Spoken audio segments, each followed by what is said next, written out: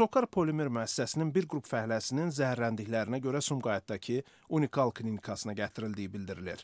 Unikal klinikasından faktı təsdiq eləsələr də əlavə məlumat verə bilməyəcəklərini deyiblər. Bildiriblər ki, həmin xəstələr bir sayılı xəstəxananın yoluxucu xəstəliklər şöbəsinə köçürülüb.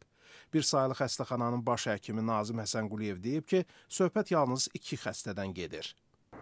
Sumqayıt bir sayılı şəhər xəstəxanasının yoluxucu xəstəliklər şöbəsinə bugün ayın 22-sində 2 xəstə kəskin enterokolit naməlum mənşəli diaqnozu ilə müraciət edilib, hər 2 xəstəyə kömək göstərilib, evə buraxılıb.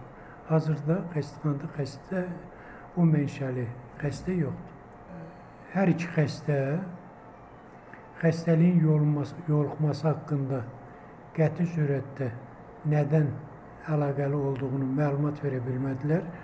Hər 2 xəstənin müayinəsindən götürülən material gigiyena mərkəzinə göndərilib, yoxlanandan sonra mənşəyə aydın olacaq.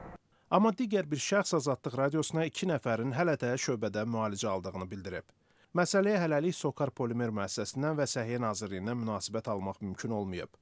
Adı çəkilən müəssisənin 2016-cı ildə Sumqayıt Kimya Sənaye Parkının ərazisində inşa edildiyi bildirilir. Orada yüksək sıxlıqlı polietilen və polipropilen istehsalı nəzərdə tutulur.